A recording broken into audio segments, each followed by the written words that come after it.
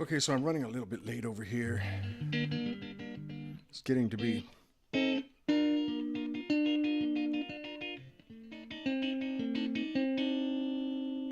bedtime for people. But I wanted to give you a quick impressions of the Monoprice 40 watt with a 10-inch speaker. I think I've done a lot of demos. I've used this sort of as a baseline for pedal demos. I've done a lot of pedal demos through this thing. I've got the treble rolled off a bit, as I'm wont to do. I've got this Stag SEL P90BK.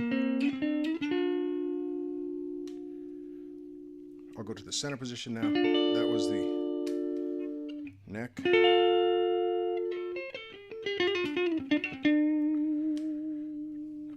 This is one of those amps where, again, Monoprice strikes again. I don't think you can do any better for the money. It's a $100 amp with 40 watts. I've mentioned it to them more than once that I'd love to see them make, a 60 or an 80 watt amp with a 12-inch speaker.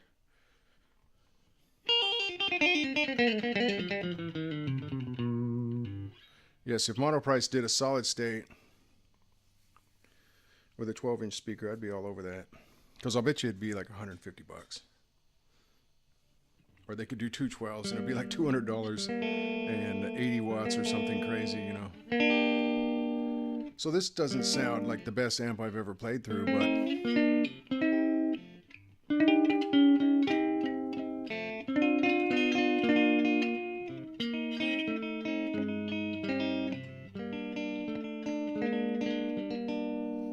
it definitely holds its own. Okay, I'm going to try the distortion channel. I'm finding that solid state distortion channels are actually, when you start getting up past the $50 amp range, they can be quite good. Anyway, I'm getting to the distortion, the driven channel, the distortion channel, the gain channel. But I thought I would try out the reverb real quick. This is something I've never tried.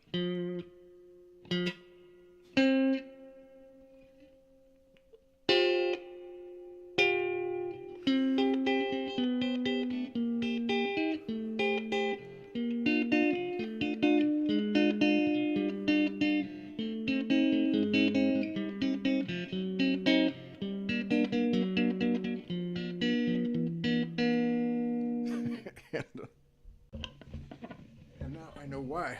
I'll say, as far as reverbs go in their guitar amplifiers, I think Monoprice has some work to do, but I don't buy guitar amplifiers for the reverb. That's not a bad drive channel, is it? I mean, it's broken up maybe a little bit more than I would like.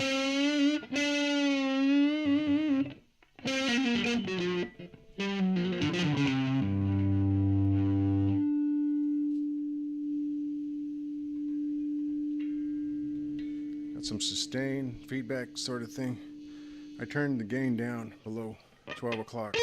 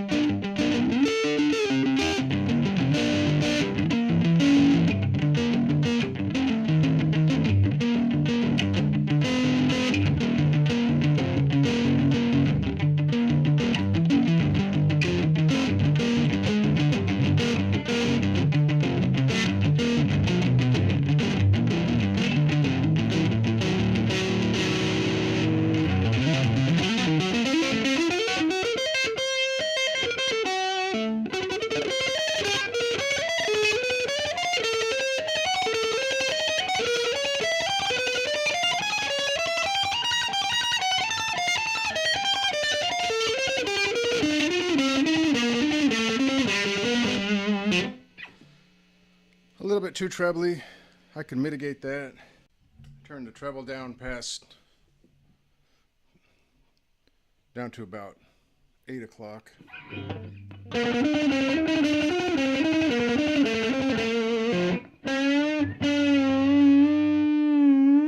That's a nice.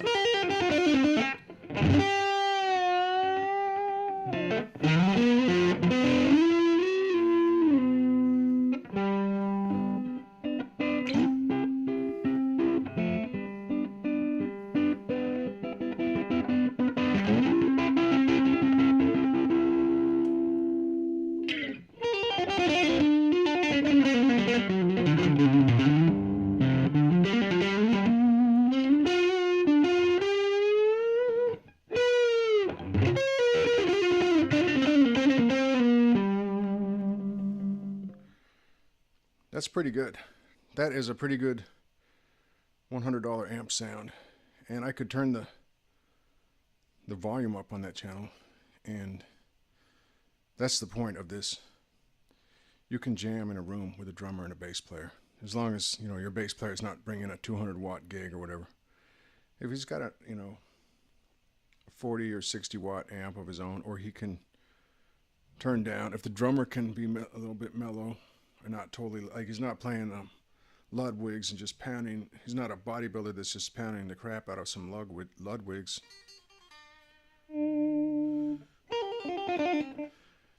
What I'm saying is that under reasonable circumstances, this amp could keep up with a small band. And the beauty of it is that it's about $100. It's a 102 or something. You could buy 4 of them for less than $410, if I'm not mistaken. Maybe it's $102.99. So what is that? That's $411.96 for 4 of them. You just load them into your van and go.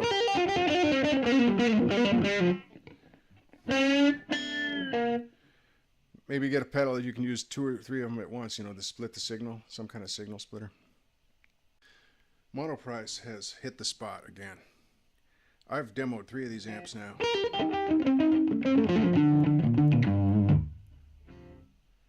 And I have to say, again, I'll say it again, they're not the best, but they are the best for the money. They really can't be beat at these price points that they're offering these amplifiers at. And I would say the same for guitars. Now watch me turn around and sell all my Monoprice guitars, because I have other guitars.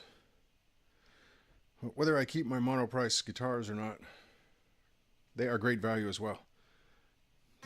These amps are, maybe in my mind, they're a little bit better value, because I don't see myself parting with my Monoprice amplifiers. This Monoprice amp is great. Okay.